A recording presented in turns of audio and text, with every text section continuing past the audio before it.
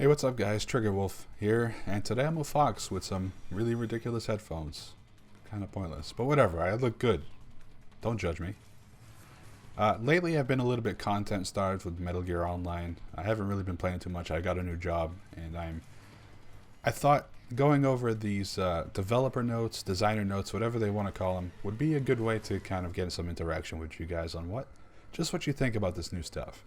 So, since the patch notes video did so well, I thought I'd do another one of these. So let's get right into this and just get my thoughts out on it.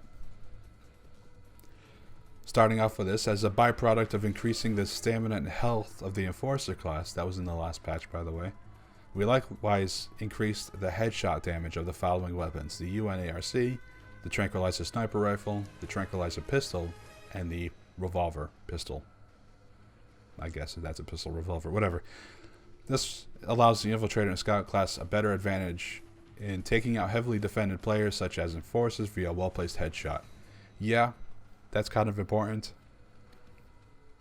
That's kind of important because, if I was hitting some guy in the face 3 or 4 times with a sniper rifle, that would just be more infuriating than anything.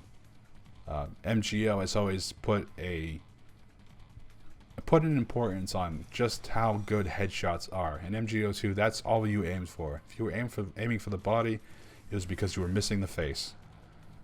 But anyway, I digress. Walker gears, Gatling guns, and all submachine guns, as well as the AM MRS4, have had their general damage reduced.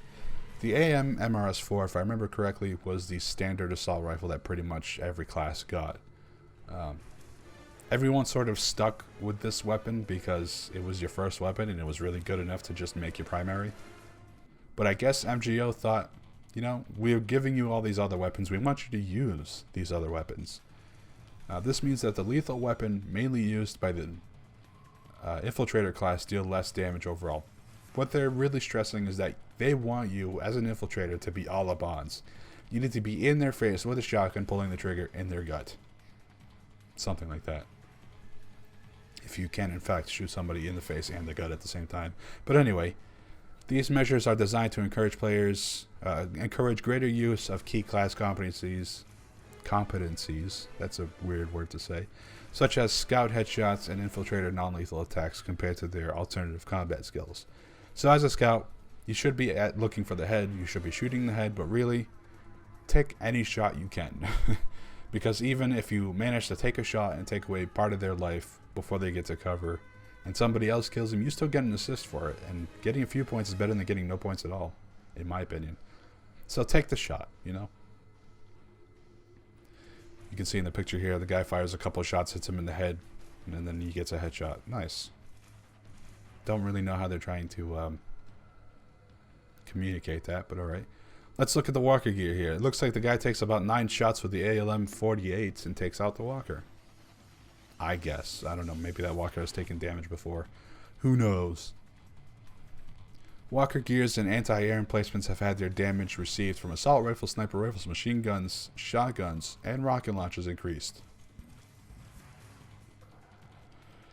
From the aforementioned sniper rifles and machine guns in particular, deal increased damage against walkers. I know with the bolt action sniper rifle, the M2000 I think it's called, I take like 2 to 3 shots to take down walkers, and that is pretty good.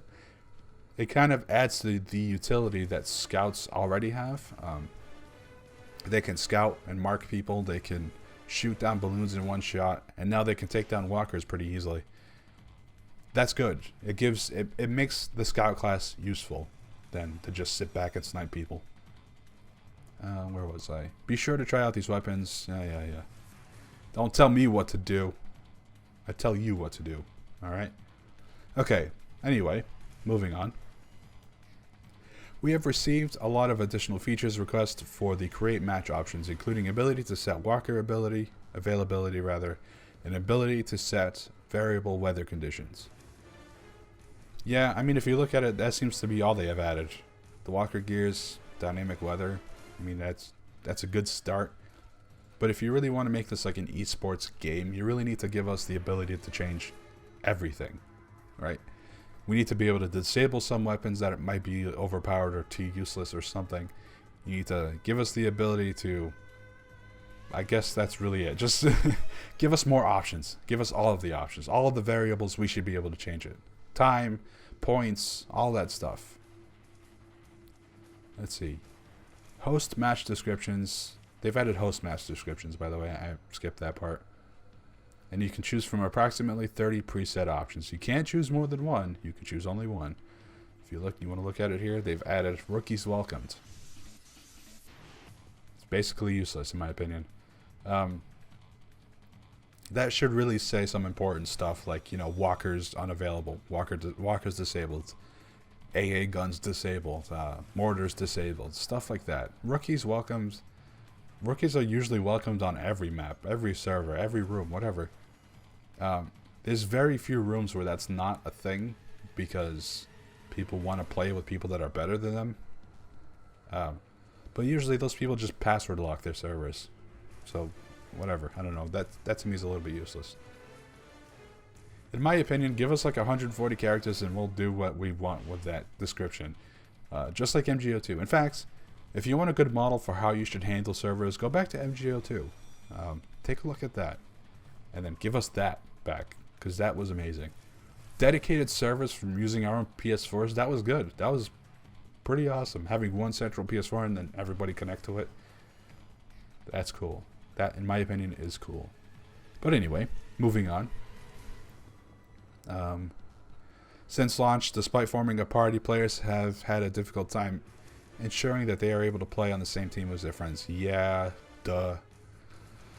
Basically, I think the best way to combat that is to have vote team switch, just like MGO2 had. You used to be able to vote to switch teams. Give us that back again. In fact, give us the ability to vote kick people too, because some people are just dicks and they need to be removed. So give us that. Give us that option, please. So let me see here. What they've done is they add a maximum amount of players needed to begin a match. It says right here. As a result, a match won't begin until a requisite amount of players has been reached. That just means more waiting. If you choose to use this thing, I don't know.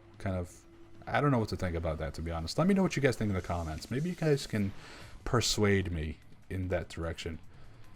Players can expect the above changes and more in version 1.02, update to arrive in December. If they're doing a patch a month, to me that's actually pretty good. A lot of games don't even do a patch a month. There was something else I wanted to talk about here at the end. Oh yeah. All of this stuff here means that they're going to give us host migrations too. Basically, if the host leaves, somebody else will be chosen as a host, and the person that left gets no XP, while players that stayed get all the XP they've earned from the game before, which is pretty good, to be honest. I think that's what they had in MGO2. But that's basically all that's worth talking about there. I wanted to talk about one gun that I particularly had no good response to in terms of damage here, since they were talking about this stuff. The G44. Scout's got a new weapon, G44, with the last patch. Basically useless in my opinion. I like the burst fire, but I hate the fact that I have to hold the button down to burst fire. I feel like it slows down my own fire rates. I oftentimes just get owned. I get killed right away if I use that gun, and maybe I'm just not good enough with it. Maybe I'm just not aiming for the head, but it seems like the headshot value with that gun is a little bit off. It's taking me 2 to 3 bursts to the face for me to kill somebody. So, you know, that's my problem with it, but that's really about it. Let me guys know. Let me guys get your ideas. Form them up into a nice, neat little comment and put it right in the comment section below. And then I'll talk about it in the next end slate. Speaking of end slate, welcome to the end slate. I say in my most evil voice for no apparent reason. Anyway, the rando video today will be a plea to Metal Gear Online because I think it deserves more attention. I think we need item cycling. At least make it an option, you know? I've only gotten 2 comments worth talking about here in the end slate. One of them says cookies. I think you mean cake, but the cake is a lie. Damn it. Anyway, Kyle McHart to pronounce last name says, "Hey, what do you think of the new patch?" I think the new patch is really good. I think it's a lot better than the base game. That's for sure. A lot of really interesting balances. Can't wait to see what they come up with next. And as always, big subscribe button that you should click on. You should click on it. You know you want to. Click on it. Click on it. And as always, in the description of this video is a link to the TheIndieBox where you can get collector's edition versions of indie games. I got Axiom Verge last month, which I was thinking about doing an unboxing video, but there's like a million of those, so we don't need to do that. Came with a statue, a poster of like the map of the game. If you don't know what it is, it's like a Metroid Prime type of game, or rather a Metroidvania, whatever you want to call it. So if you decide you want to use that link and then subscribe to their service, I get a $5 kickback at no extra cost to you, which is cool stuff. Means I can get more of these things, and maybe I'll do some unboxing videos. Let me know what you guys think in the comments. Anyway, if you liked the video, hit that like button. If you didn't like the video, you should also hit that like button. Just saying. And I'll see you next time. Later.